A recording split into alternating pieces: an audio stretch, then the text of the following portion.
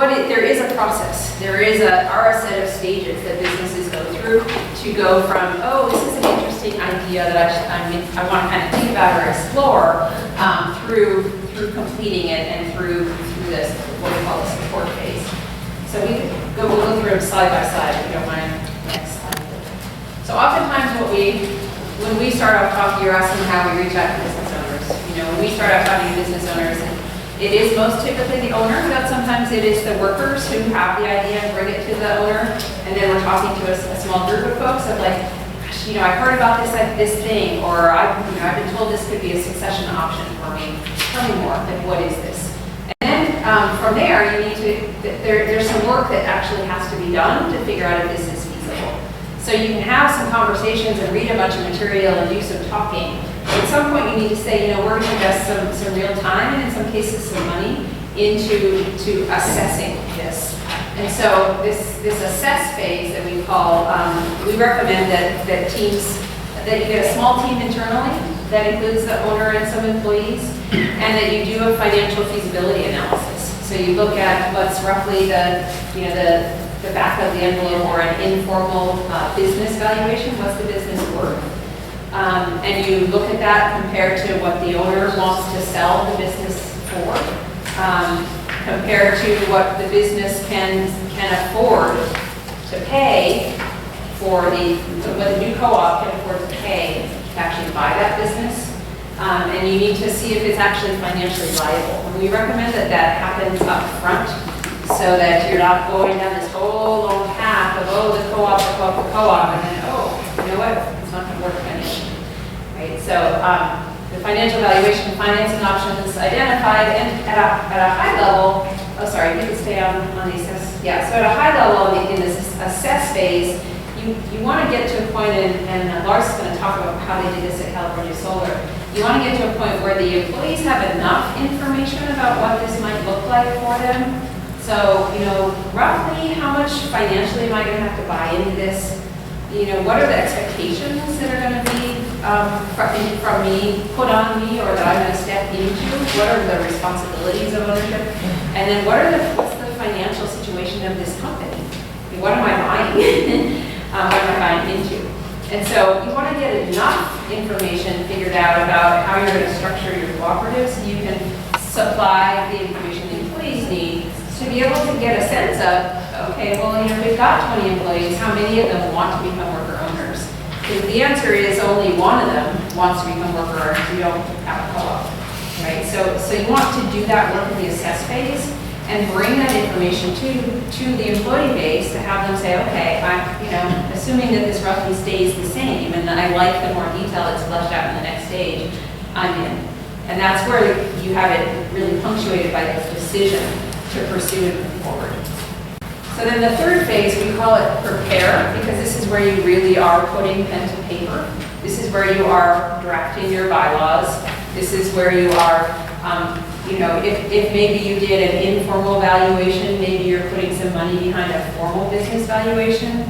This is where you're coming up with the deal terms.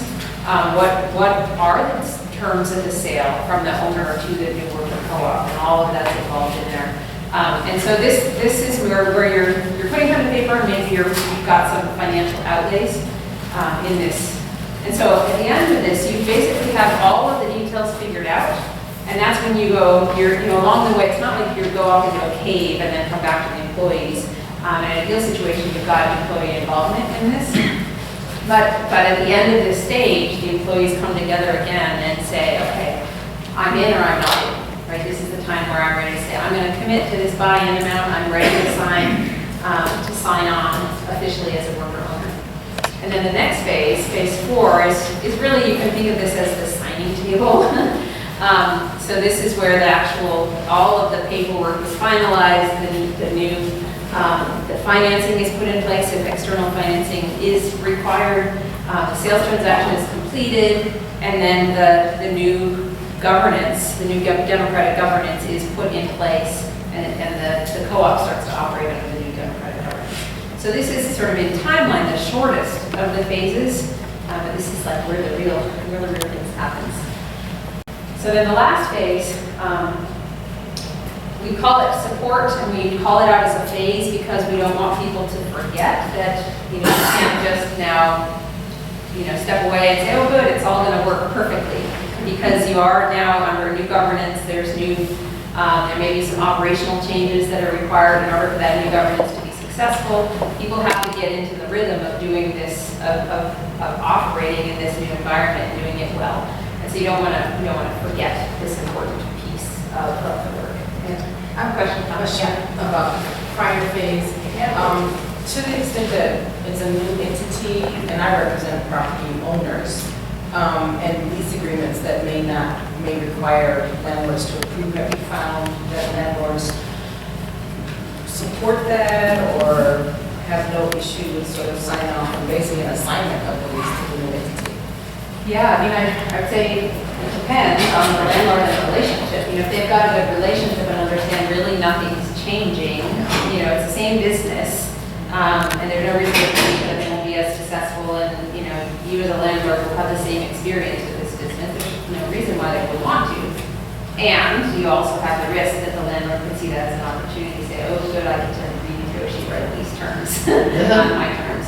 So those are all things like that are really important to take into consideration when you're making the decision of what your change of entity or not change of entity is. If you're transitioning an existing entity or if you're setting up a new entity. So there's pros and cons. Going back to phase 2, assess. What groups, outside groups, do you bring in to do the assessment? I'm assuming you want to look at finance and what other entity groups do you bring in? Yeah, so there are co-op developers that can help kind of shepherd through this work. But in the financial piece of this,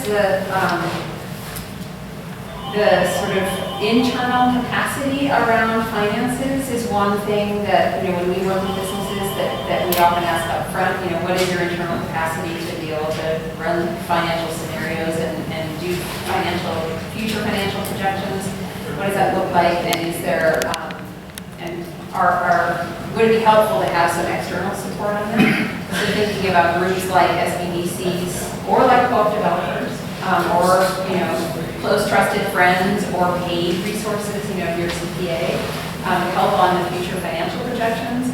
And then the whole question of valuation is a really important one, and when to pay for a formal external valuation, and it can happen here or it can happen in the next phase, but an external business valuation.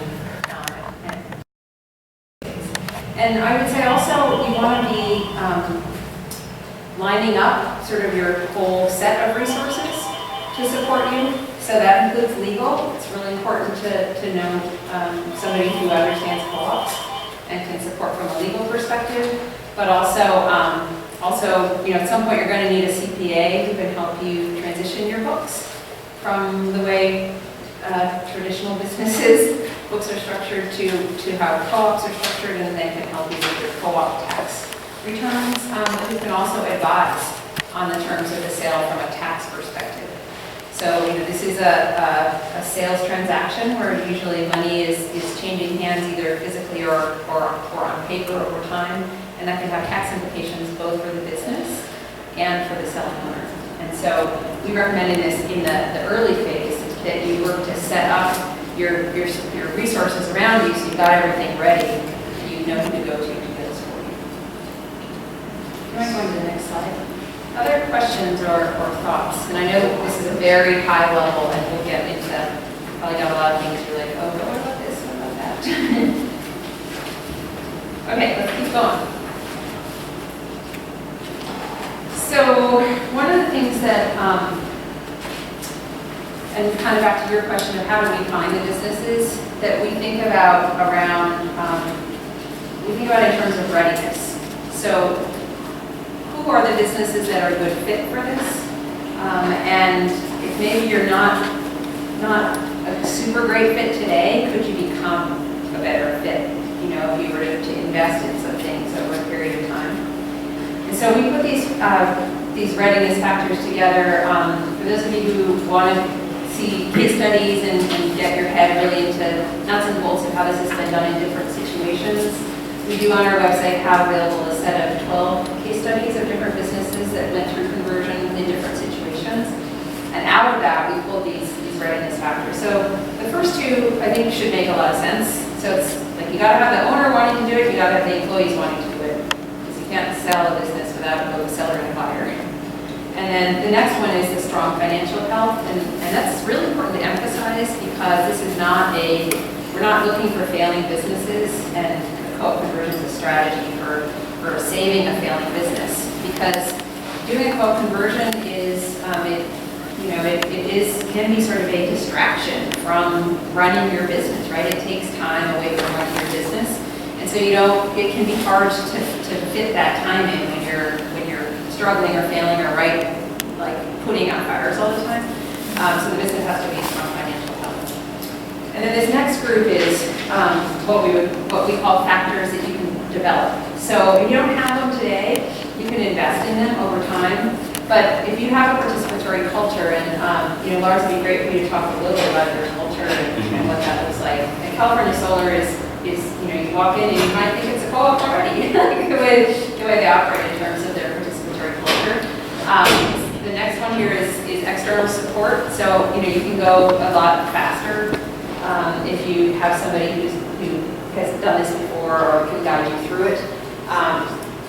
And then effective financing, and if we have time, we can get into how these are financed. That's an area that we want to dig into, and we can talk more about that. And then the other helpful factors are, especially in the case where you have an owner who's retiring, and this is a succession plan for them. So their goal is to get out of the business. That owner carries a lot in terms of what, relationships, knowledge of the business, very integral knowledge of the business.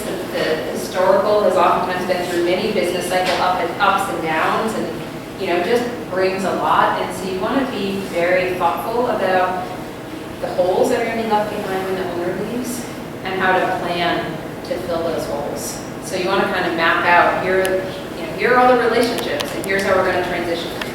Here's the knowledge that and you may even want the owner to stay on in a consulting capacity once they're retired, to be able to go back to them and be like, oh gosh, what do we do when we didn't think to ask you about this thing, right?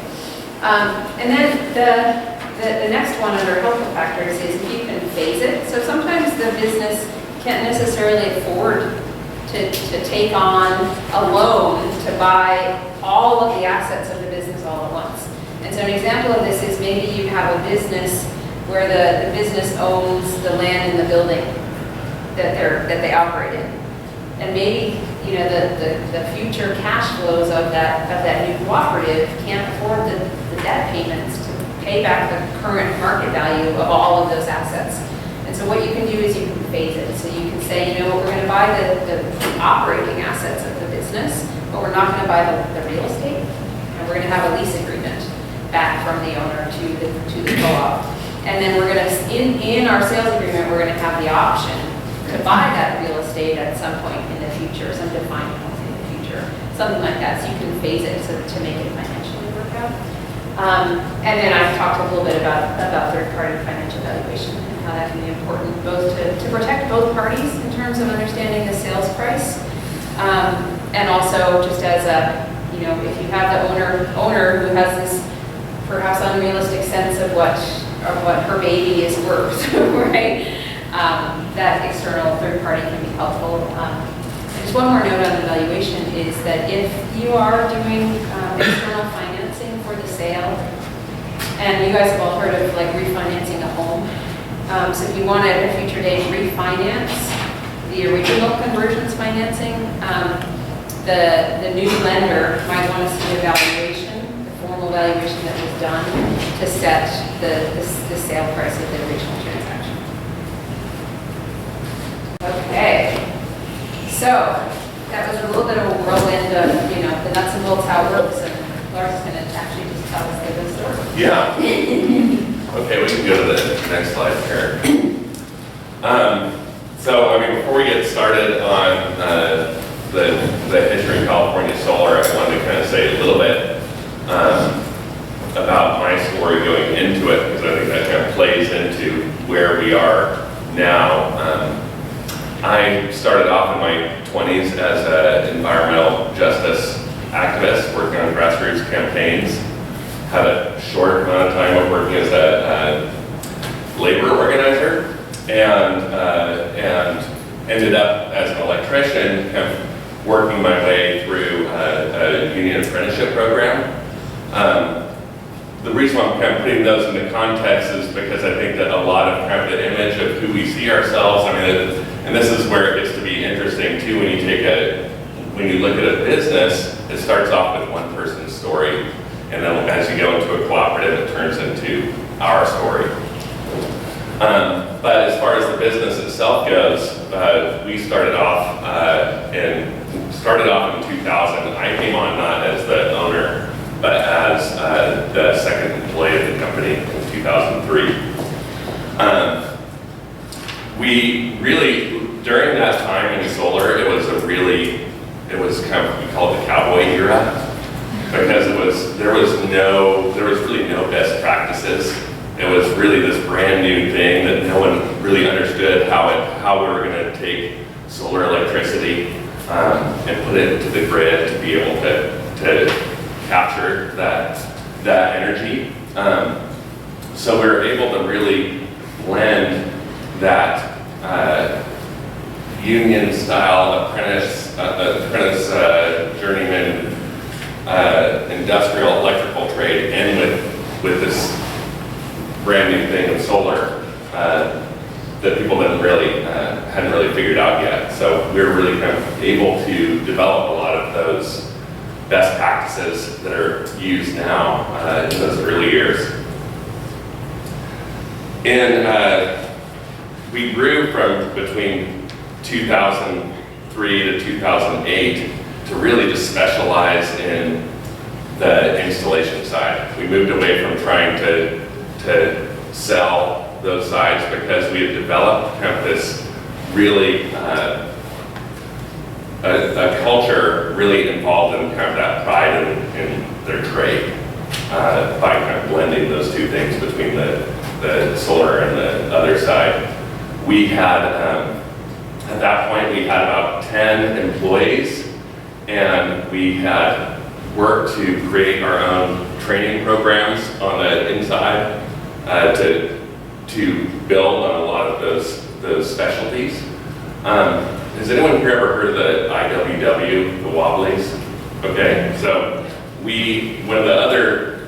our prime focus, and especially my prime focus at that point as foreman, was to try and create the Wobblies is now pretty much defunct, but in a small way it can still be used as a normal labor union. But it's basically an anarchist labor union where workers can come together, basically create their own labor contracts that have nothing to do with what the union itself would want, and be able to have those same rights as a more typical union. And so in 2008, we were just about to put everything to a formal vote when all of a sudden the economy crashed and everything started just toppling down, and then we went from 10 people down to 6 people, down to 4 people, down to 2 people. And the owner at that point realized that he could no longer pull an income out of this company, he needed to move away, and we made an agreement that he would give me the company for a really horrible deal and the amount of debt that it was in, but it was basically a purchase for the debt. So we kind of had to restart again in 2009, rebuilding ourselves up. I had to get a part-time job to be able to pay my wages during that time, and we started off with 2 people, and then slowly started digging our way out. And for me, it was, and that's where the co-op piece really comes into play, is really wanting to have something like, here we have this thing that is, we install solar. We have panels that are sitting on these roofs, they're lasting for 25 years. We're doing this side with renewable energy. And for us, it always made perfect sense to me that we should be a cooperative, because imagine having the same person who is putting that panel on your roof is an owner of the company that will have some kind of responsibility to seeing that system through the next 25 years. During those early years, we had Democracy at Work network kind of come in and do a couple workshops for us, but it always seemed like this just ginormous project that we could not quite figure out how to get the ball rolling. In 2012, we decided that we were no longer going to install for other people. We really wanted to encapsulate our experience in one shop, and so we moved everything to a big downtown showroom and renovated and built our business and brought in salespeople and marketing people and kind of got a more holistic experience so that our customers were able to experience that too. And during this whole time, we're really, I mean, we've, at least since I've taken over, we've worked as if, we're a democratically controlled workplace. You know, I mean, I still have a technical veto if I want to put down my boss foot, but we really kind of run that way anyway. So we basically have installation, our salespeople, and our kind of administrative staff that work pretty autonomously. And last year we sent a couple of our people down to this conference where they met Allison and Hillary in Project Equity. And it took us a few months to kind of get everything, get this process started. Since then, what has really worked for us with Project Equity is it gave us somebody else to be accountable to. You know, it was a super important thing. It's like if you're trying to learn a musical instrument and you're not going to take lessons, you're probably not going to progress very far. And so what it allowed us to do is to be able to have these weekly meetings that every other week we're meeting with them. The weeks in between we're doing our own homework. And we formed an initial co-op committee that was 4 of us that were kind of scattered throughout the different pieces throughout the company.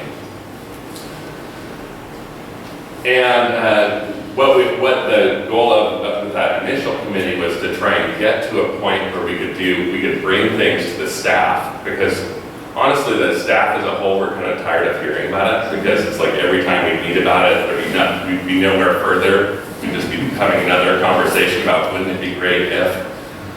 And so we wanted to get to a point that we could actually come to the staff with, okay, we have this rep idea.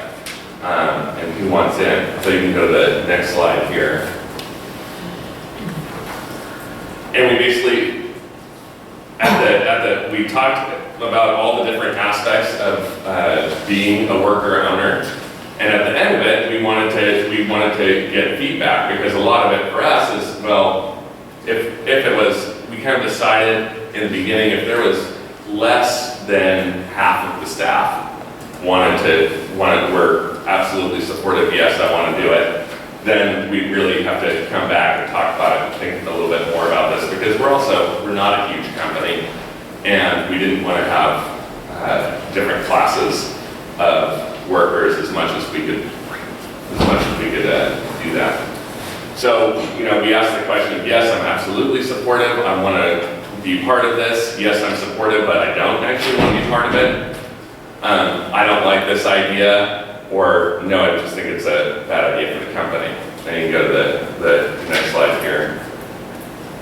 And then we really wanted to get that feedback. If there was something that they were missing that would lead to that decision, that we would be able to address that, maybe take it back to the drawing board. Our results, at that point we had 17 employees. We had 15 people who were absolute yeses. We had 2 people who said, yes, I'm supportive, but I just don't necessarily want to be a worker owner. One of them that was his way of saying, oh, by the way, I'm moving to Massachusetts, and the other one has 4 kids, and I wouldn't want to do that either with 4 kids. And of all of those 15 people that said yes, all of them said they want to be part of a working group moving forward with the transition. So you can go to the next slide here. And so then we took those 15 people and we broke up into 4 working groups. We were careful to use working groups as opposed to committee because we wanted this to be more of a short-term piece and not have people feeling the burden of taking a long-term commitment. And especially initially, it's been a lot of work. It's been what has amounted to about an extra 15 hours a week outside of the normal 40-hour work week, which means that everyone's a little bit more stressed, a little bit more tired, and it's been a little bit exhausting going through this phase. But we have the governance and decision-making working group that is working a lot more on that higher level side of the co-op, how we're going to, that's more of the looking at bylaws, looking at different decision-making sides, like whether we're going to do consensus, from consensus to Robert's rules. What is the role of the board? What is the ultimate role of where is that line between governance and day-to-day operations? The HR and legal team is much working on the operations side, trying to figure out how this will work when we still have all these people who are working with. This is much more on the employee day-to-day operations side. We have the finance working group that is working on everything from the 5-year projections to business valuation to looking at things in different ways. If we stay at co-op, if we don't stay at co-op, what are all the different pieces of insurances and different benefits, and what do those dividends look like? So that everyone has a better idea of what that is. And then the strategic plan is looking at 5-year and 10-year strategic plans of where we want to be. So I could go into, if people have any questions about, that's kind of the end of this piece. If anyone has any questions about other sides of Question. With the ballot, did you have a discussion before sending the ballot out? Was that like a whole we had a full day training Oh, before. training. And it was not just the employees, but their domestic partners, spouses, parents. Some people brought their parents, so because we really wanted everyone to be as educated as possible as they could about it, and also have a weekend to think about it before they brought it back. Yeah, I think you're even underselling what they put into that lead up. So they also did some trainings with the entire employee base around communication and safe space communication, to make sure that everybody could really bring their questions and issues, especially when the boss man, the scary boss man that he is in the room, as well as a question gathering. What's on your mind? What are your questions? What are your concerns? What do you want to have answered? So that one-day training could, really address what was on people's minds and have the opportunity for conversation and resolution of those outstanding, I don't understand pieces. Are you still transitioning now, or you're pretty much through that now? I wish we were through it. Okay. No, a lot of it, Allison kind of alluded to some of the pieces that were there earlier about it's good to have a lot of the financial pieces worked out on we can't have one foot in the conversion and one foot in the assessment, which has made it, I think, has prolonged that process. It probably would have been better for us to have really worked out the financial side. And part of one of the challenges for us is that we've been experiencing over 100% growth year by year, every year. So we're in this massive expansion, which means you don't have enough people to do the work that you have. You're already kind of trying to keep those balls up. And it's a really difficult time to try and look at projections or assessment of what the company is, what its value actually is, you know, like, and then on top of it, we had, for the first year ever, we had a loss this last year, which we didn't know at the time that we did our meeting, you know, so, and then all of a sudden that affects the whole evaluation, so it's, you know, it's this constant, a little bit of a crumble and build it back up, and crumble and build it back up. Yeah, can I just add something quickly, which is that I think that California Solar has also, because of the real commitment to the employee engagement, has made an explicit decision to invest a lot of time and energy in the, they've got almost all but two of their entire employee base involved in working on this. So that makes it more work. You can do it in a different way, but that's the right fit for them in terms of how they want to approach it. Do I understand that at this point, you have not converted yet? No. Did you retain any union affiliation, either IWW or IBW? No. No, I mean, when I mean, that's the, when we got the IWW, which I mean, my IBW, I went to my apprenticeship there, but as soon as I left the Bay Area, there was no union branch. And we had talked about it. One of the difficulties with that, with us and a company of our size in the area that we are, is that would instantly kind of put us out of the range of being competitive. Not because of the wages, but more because of all the rest of the pieces that kind of surround that. It's something that we're still talking about, but Well, Pacific Co-op Electric in Los Angeles, which just started up in the last couple of years, has made an affiliation with IBW. And IBW might have managed to give them like a special situation. yeah. I can put you in touch with them. Okay. At this point, it sounds like the idea of bringing the labor contract into the middle of the, we might want to get everything settled out first, but. But yeah, thank you for that. The reason I asked that question was what I wanted to ask, because I'm part of a construction company that's about the same size as yours. One of the things that a lot of people are going to ask me is, so what is this, beyond the initial work, what is my workload going to look like after this as a worker owner? Like, because most people they're more used to this paternalistic kind of style of work where they kind of like have people dictate to them. So, you know what I mean? Yeah, well, and we're not, so where we're at this point is that we're not looking at having a sideways operation. You know, that our day-to-day is we're all gonna get together and talk about who should be going on the roof and who should be working the office that day. You know, that we're really talking kind of more of a vertical operations with sideways governance, you know, so that the governance is going to be everyone, that there is still, we're not talking about having as much of a single director, but more of multiple directors that are managers, I guess, that would basically be hired and looked at from the board, and that board would be filled with the workers.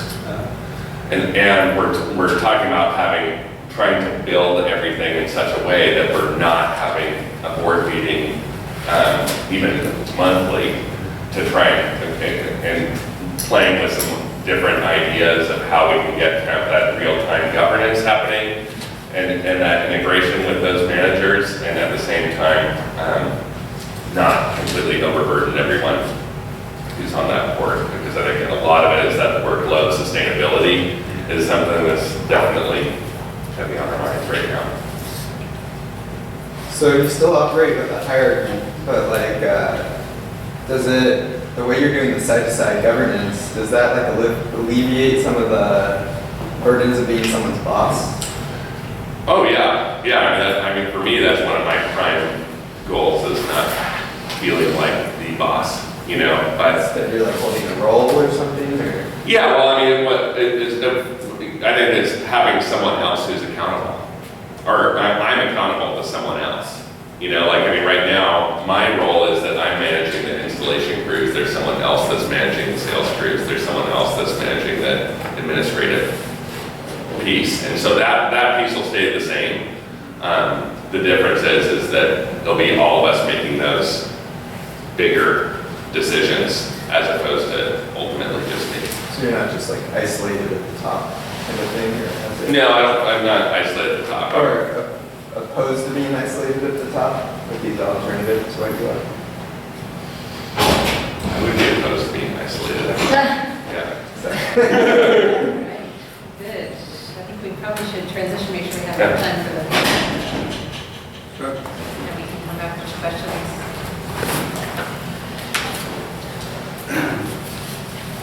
So, usually when a worker co-op conversion happens, the workers enter the factory and expropriate all the assets and kick out the owner.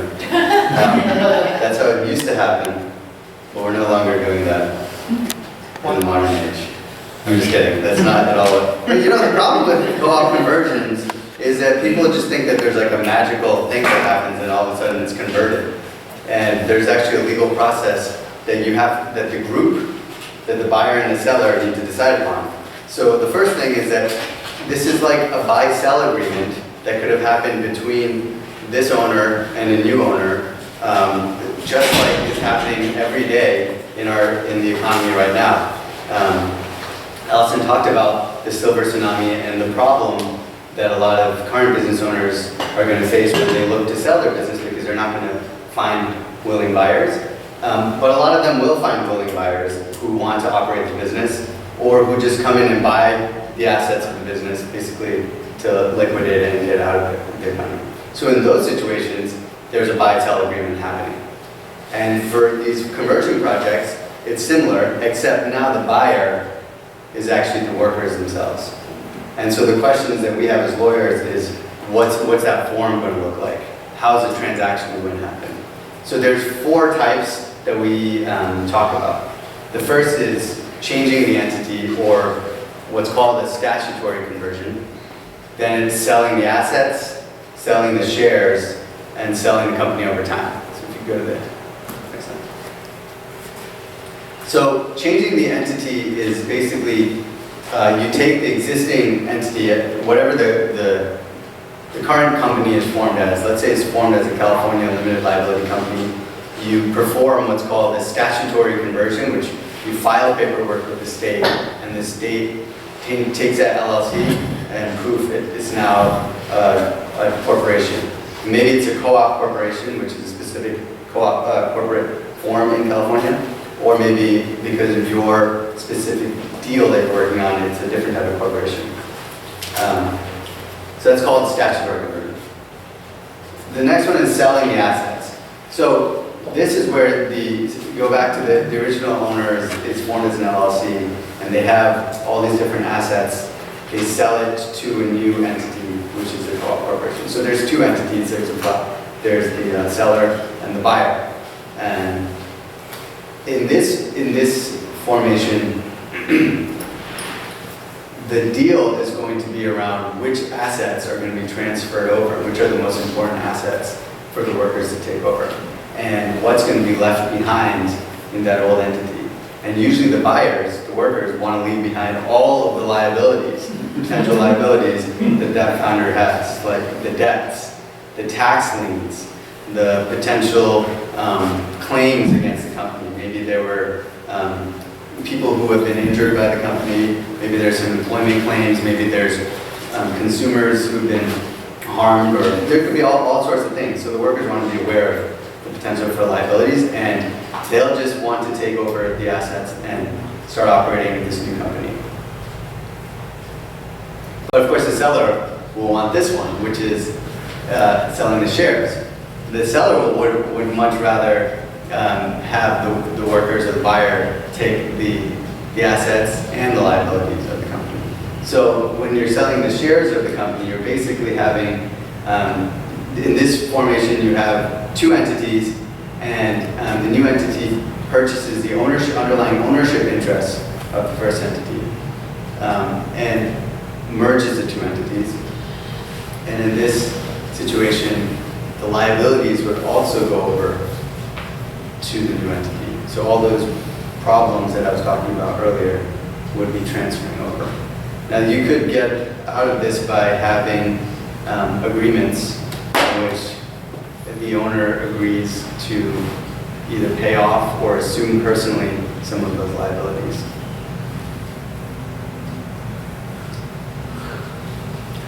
And this selling the company over time is a form of selling the shares, but it gives you more breathing room. So in this situation, you're still forming a new entity, buy out the shares of the first. But it might take a long time for that purchase to actually happen. And it might be that the workers are currently employed and they're working in the LLC. And they form a worker co-op corporation that's slowly buying out the interest, the ownership of the LLC. But they're not employed by the worker co-op corporation. The worker co-op corporation is not even operating. It's just a holding company until they fully buy out the LLC. Then they merge two entities, and at that point, it becomes a worker co-op that's operating. Have many of those actually contracts come to fruition where they transfer hands and people actually become part of the co-op corporation after the fact, or is this kind of like an idea that hasn't happened very much yet, but it's not, in development? Well, there haven't been that many co-op conversions that have happened in the first place. So what I'm actually applying is, this is what can happen in any buy-sell agreement, but I'm applying it to a worker co-op. But I think the one that followed this pattern is Select Machine, which is, they were manufacturing companies, I don't know what they were making, in Ohio, and they bought the company out over time.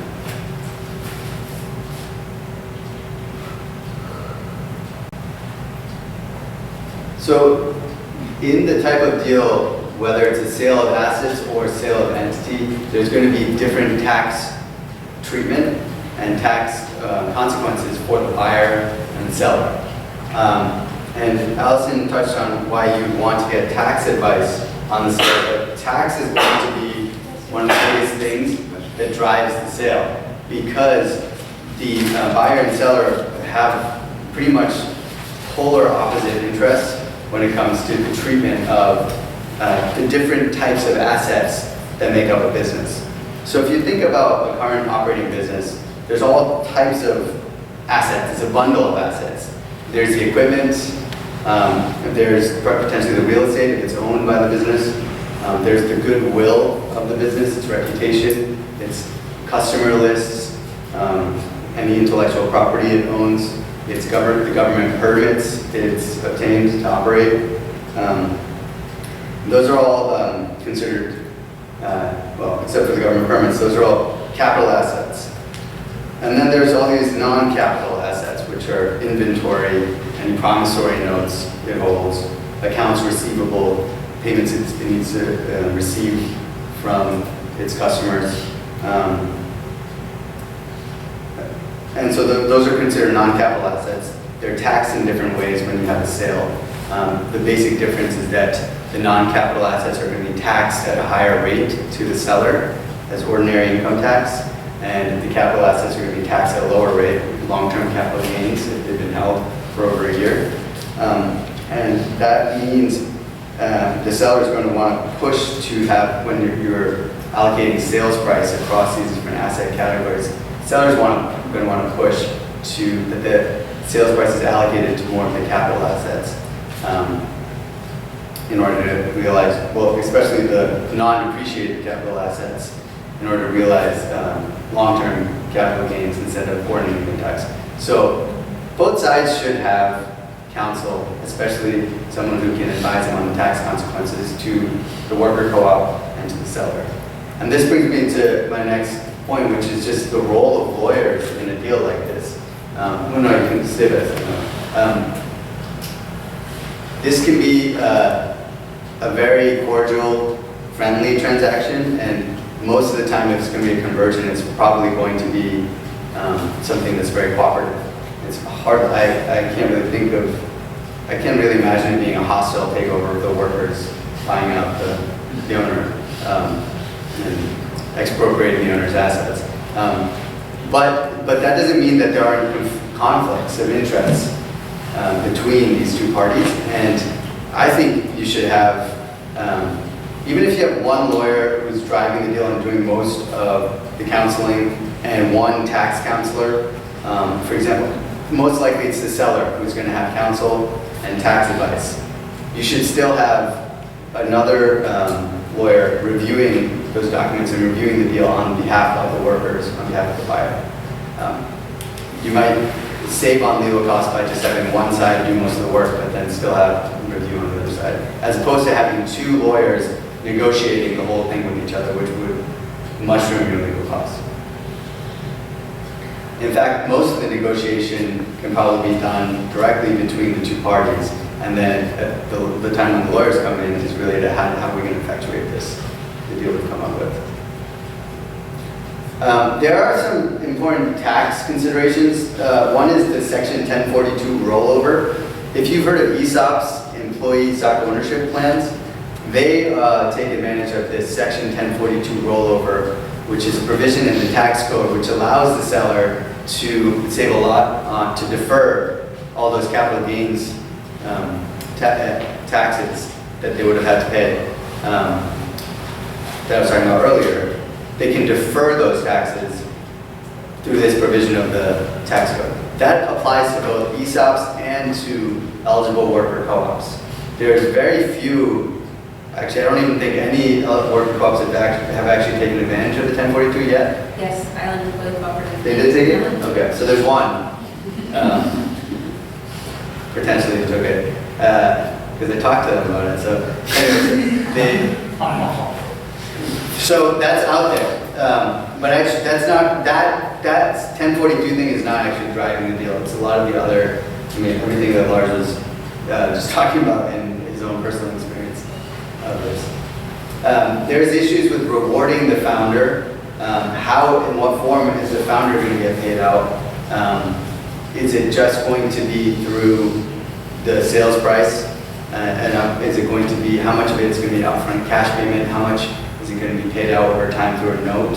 How much is the seller willing to finance versus bringing in bridge capital, for example, through a third-party lender, or even doing a preferred share offering where you get the public to bring in capital to pay off the owner up front. And this is an area that should be explored more. There have been some groups on the East Coast who've looked into preferred share financing for worker buyouts. Or by preferred share financing, I mean non-workers, community members putting in money to the owner, and they're basically loaning money to the workers. But they're not, it's not actually a debt, it's not a loan, they're preferred shareholders in the new co-op. Can you talk about the California Coop Statute? Sure. So the new co-op statute provides a mechanism or vehicle for bringing in preferred share or non-voting shareholders into a worker co-op. So this could be done, that this new, there's two more sessions on the co-op law. There's one coming up after this and then one in the afternoon. So this could be used for a conversion. So just Is based, there a limit on that? Which On the amount of preferred share financing? there's no technical limit on it, but there's going to be other laws that are going to affect this. When you bring in third-party investors, the securities laws are going to start coming in, and either you have to get a permit to raise that money from outsiders, or you have to have an exemption that you're doing the raise under. So there's a limit for that exemption of $1,000 per investor. So it's really 1,000. But you don't have to use that exemption. You could raise much more money by getting a permit. so if you're a California corporation, and let me know if I've got this right or not, you can have outside investors investing in your co-op up to $1,000 per investor without having to do a whole bunch of extra securities paperwork. And so that's one of the benefits of setting up this as a California cooperative, is that you have that built in, and you don't have to do a bunch of extra work at cost to enable you to raise that money from your community. Is there a limit on what you pay, percentage? No, there's no limit set out in the law. That's all going to be based on the deal and based on how enticing are you going to make it for these outside investors to come in. Question, the outside investors have to be members, though, right? Well, under the California Worker Co-op law, there's now two categories of members. There's worker members, who are the primary owners and they have voting control of the co-op. And then there's community investors who are basically non-voting members. They have limited voting. Yeah. So questions on the legal front, questions, comments, thoughts or inputs from folks who've been involved in conversions from a legal perspective? Mike? I have a sort of broader financing question. Yeah. Since most of these conversions are done at business, as sales of the business at market value, it always struck me as sort of this dubious financial proposition where the workers who are buying the business are paying upfront for all the future profits they're going to derive from their labor, if we assume the correct market value. So it's a position of sort of no financial benefit, assuming they stay with the co-op indefinitely. And if they have a short time frame, then it's sort of negative. So I wonder if you guys had any thoughts on that, since we're no longer expropriating assets. I mean, I guess the analogy would be you're having a slave pay for their freedom to join a working co-op, right? What's this? I mean, I can answer that from our perspective of like what we're also looking into is the idea of actually having like when we say founder, we're really talking much more about the founding members of the co-op versus the founding versus me. And kind of what we're looking at is you can have it set up any number of any way you want, but one of the things that we're looking at is so we'd have that initial buy-in and looking at actually taking half of that buy-in amount and putting that over into preferred stock, which would have more of this is going to give you X yield every year regardless. And the other half would go to their membership shares that would only happen for people who would be coming in that first kind of payoff years. So they'd be getting something extra for having that risk, because that's one thing with the co-op is that you're looking at, depending on how long that buyout is, like let's say that buyout is 5 years, how does it feel to be one of those founding members that had to do all this work, setting up all the committees and board of directors and everything else, and then at year 6, a new person comes in and puts down their money and they're just like, whoa, look at this great dividend check, this is awesome. So we're trying to figure that, I think that there's ways of kind of looking at that initially, that you can kind of capture a little bit more of that risk part of it. But you know, I mean, and on the other side of that is that's also kind of part of the owner experience, is not having that absolute security that that's going to be there. And the other thing I would just say that we're seeing in our experience is that from the owner's perspective, it's not always just about the dollar value. That, you know, there are some situations where the owner is primarily looking to no longer have to be the boss, right? There's get to be the boss from some people's perspective and have to be the boss from other people's perspective. And so we're working with a conversion right now where that is the primary goal, and so the owner is really primarily just looking for a responsibility shift rather than a payout. So I think it depends on the situation too. It's not always just about the money. Well, one last point for the folks here from the legal community. There is a guide that Sustainable Economies Law Center and East Bay Community Law Center put out last year called Legal Guide to Cooperative Conversions, a business owner's legal guide. That's in the Dropbox for all of you. And there's a really good NOLO on this, which everybody should read. I think it's meant for the public, it's not meant for lawyers alone. It's called the Master Complete Guide to Selling Your Business. It's really good. There's a lot of form documents and stuff. Not specific to selling your worker co-op, No. selling to it. Yeah, right. Have you talked to the people from Namaste Solar who converted their? Okay. Oh yeah, we're tight. All the solar co-ops are pretty tight. Yeah. Is the situation. Yeah, so we just had a couple of other just little context setting in terms of our organizations, and then I want to open up broadly. So this is Project Equity, and sorry, I have a hard time sitting and talking. So this is just take a big picture back of a woman who was asking about how do we find the businesses. When you think about this work around how do we scale this, how are we actually changing the face of our economy through this strategy? We think of it from the perspective, okay, well, what's the pipeline and how are you finding those businesses?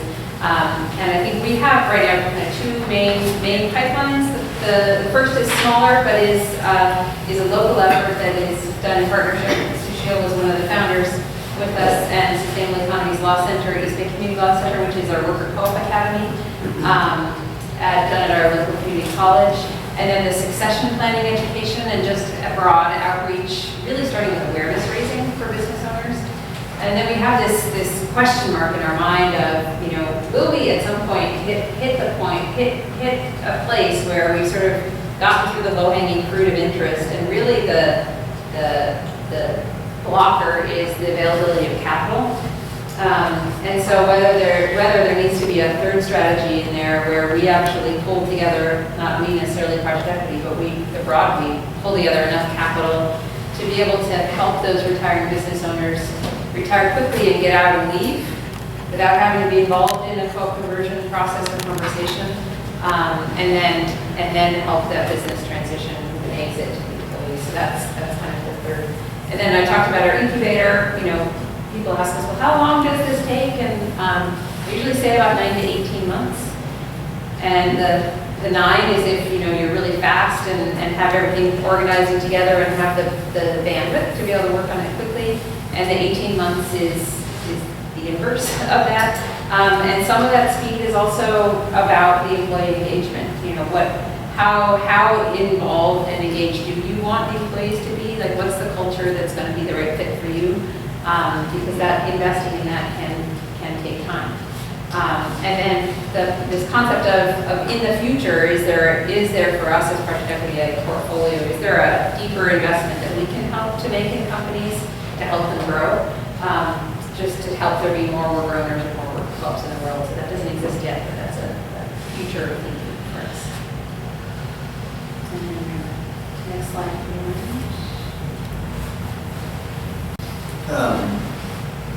So I talked about this earlier. I work with a law firm, primarily do cooperatives, general counsel, formation, financing, and governance. But now we're taking on some clients and projects like California Cal Solar, representing business owners or employee groups in conversion deals. All right, next slide. So now let's open it back up again. Questions, thoughts, comments?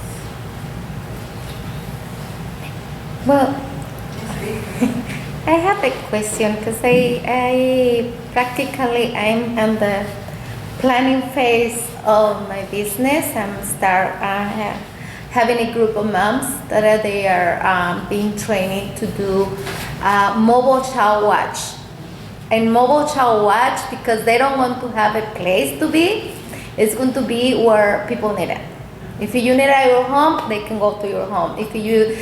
Especially because I work a lot at the community, and I'm volunteer with different organizations like Long Beach Alliance for Children with Asthma, Long Beach, the Children's Clinic, Building Healthy Communities. I'm volunteer with everybody around the area, but thinking that I need an income, an extra income come to my home, and I was talking with some of the moms, and they were feeling the same, what we can do, how we can start.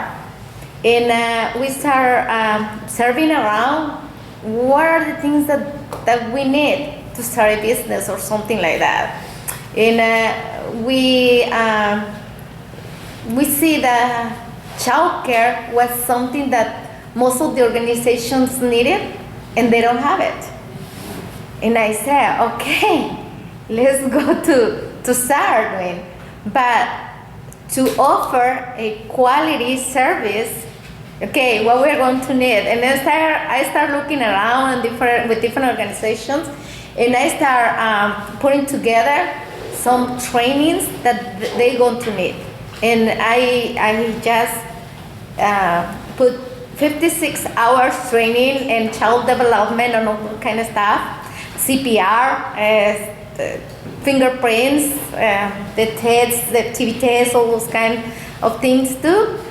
And now at this moment, I'm getting most of the things free for other organizations and other parts. But like at the CPR, the TV tests, all those kind of stuff, it costs money. But I'm still don't know how to work in this area, because I start thinking in business, but because I don't know anything about business, I feel a little bit, confused, and maybe you guys have an advice for me how I can do.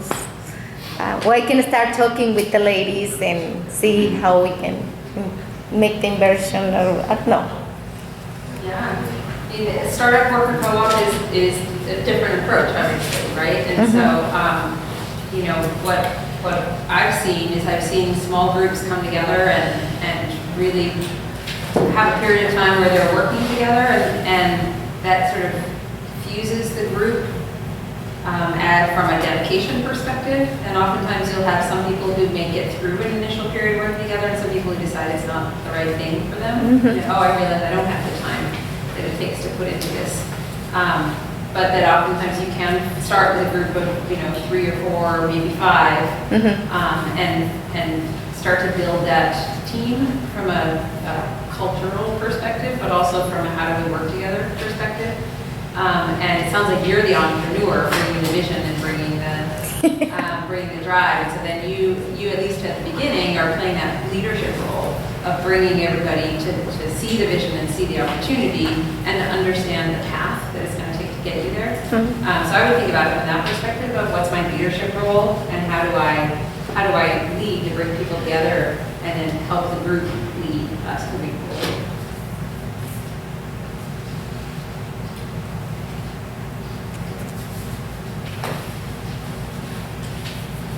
Any other thoughts?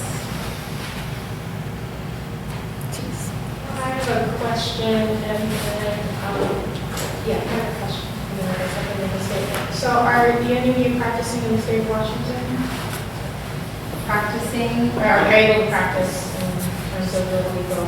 Yeah, For the state of Washington? I'm not. Is there any legal lawyers in the room in the state of, who can practice in the state of Washington? Are you based in Washington? I am, Seattle. Yeah, we might be able to get these.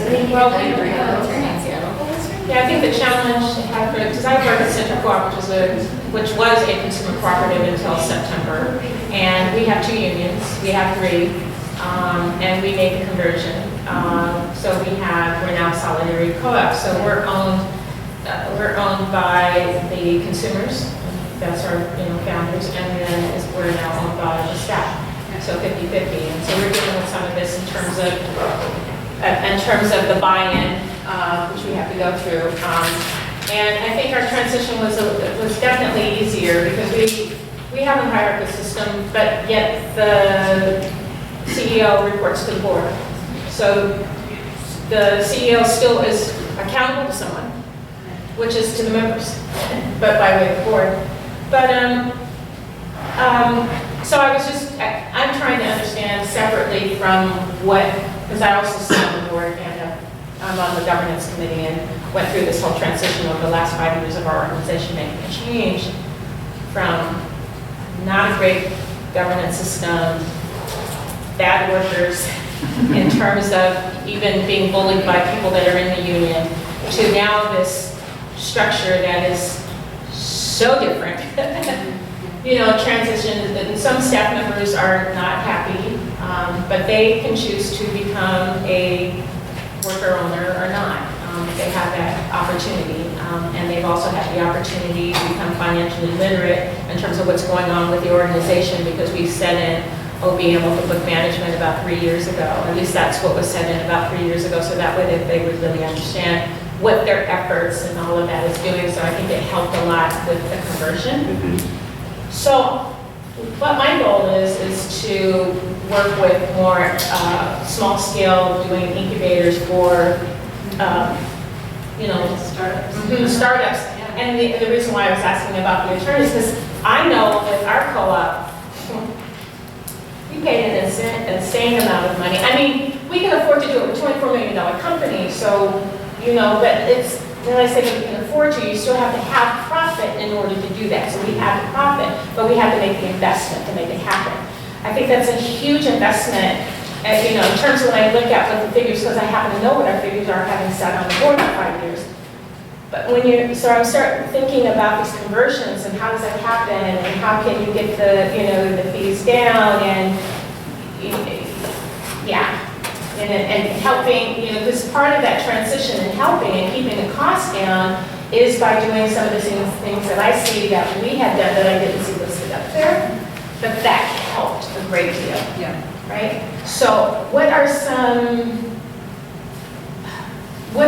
ways, or what are some resources, or just that, what are some ways in which, to help, because I think the biggest push for me and the difference that I want to make is with groups that cannot afford and that don't understand how governance is important and how strategic planning is important and how they can, start thinking in a different way and how not to listen to the loud voices, but to make sure that the quieter voices, which are usually the few, are being represented for the whole.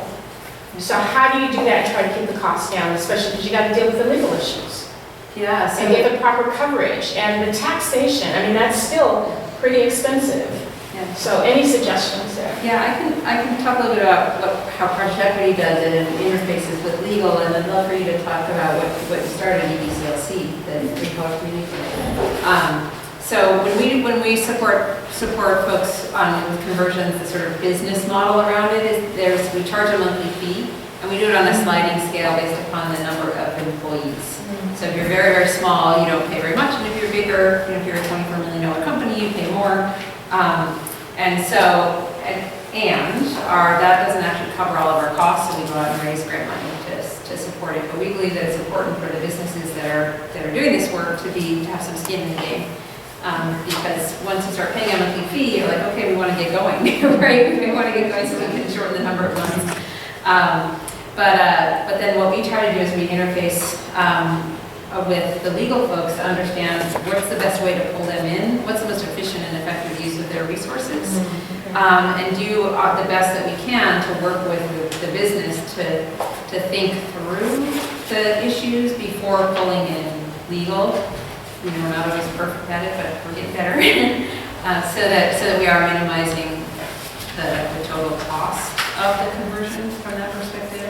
And we found that people folks to be very receptive to that approach. And having their time used and applied wisely, efficiently. So, Can we talk after? Yeah, absolutely. And do you want to just talk about the climate for legal things? Yeah, another thing to use is most urban areas have law schools that have community development oriented or small business clinics that provide free legal services. They might not know anything about cooperatives, but usually they know general business law. And in a conversion, it's a buy-sell agreement. So they probably could bring legal skills for the actual sale agreement. And the co-op aspect, you should still, like a big co-op like yours probably has a co-op lawyer that you're going to somewhere. So they could be involved with that aspect of advising on the buy-sell agreement. And then you could give them the legal guide that is available. Is it available on SUP's website for download? I'm not actually sure. It will be soon. But it's on the Dropbox today. It looks like this. So you could go into your legal person who may be able to give you free or low-cost legal service and give them this as reading to help them support it. Yeah, it's true. I have another question, but I can It's wait in around. reference to yours. I helped start a housing collective in Baltimore, Maryland. And we actually went to a law school to get it such that we could sell the house that we bought together to the housing collective, so it was in perpetuity. The conversion. The conversion, and it worked. But the thing is, if you go to a law school, it's a law school. It's going to take a long time, but it's close to free. So there's the balance. So it's something to think about. It took like 3 years for us because the student will be like, it's their project, right? And then they kind of graduate, so the next kid gets it. But it's right now they're likely to pick it up because the whole co-op thing's kind of hit and it's newish again. Which is so nice. Yeah, right. I know the conversion's not complete yet, but roughly how much time and money have you spent working on this conversion thus far in the process? Ballpark. Yeah, I mean,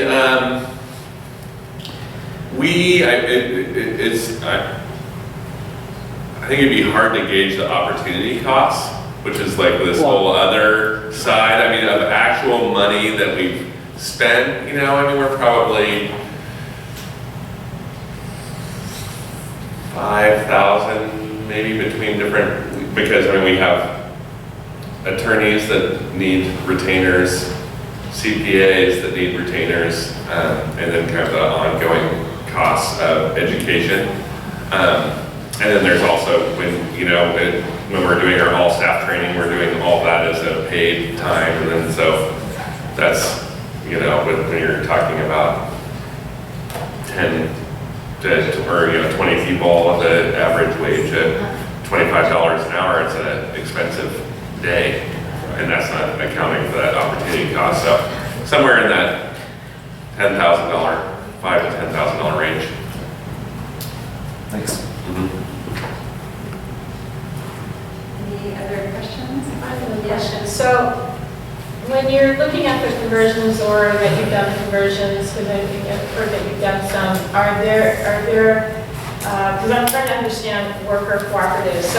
So do you end up, is it common where you end up doing patronage dividends to the staff, or to the worker owners, or do you do shares in terms of, how does that happen? And then are some of the work parts, are they doing, the board or whomever, the staff or the owners are deciding to do, to disperse the, to only retain, or to disperse 20% and retain 80 so they can reinvest, and how does that work out? Because again, I'm coming from one aspect, and so I'm just trying to understand more about worker co-op.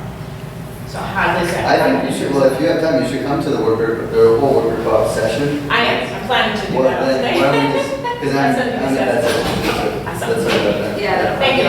Thank you so much. Are we with the 1 minute warning? Yes, please go ahead. I'm an immigration attorney. At some point, I'd like to make my immigration law office into a co-op. But I understand that there are some specific problems with attorneys doing that. Is that correct? Yeah, I think you're going to have to look at how are you going to bring in the non-licensed professionals or staff people into the ownership class. That's what I thought we co-op. And I actually haven't, has we given any of it? There's certain things, certain ways to, let's say, for bonus, giving bonus to your non-licensed professionals in exchange for their work. But in terms of, Calling it something else, fee sharing thing is, creating different categories. The fee sharing thing is the biggest barrier. But I would gladly talk to you about it. We have a collaborative in Oakland that is somewhat aiming to collectivize and democratize law firms. Awesome, that's a great note to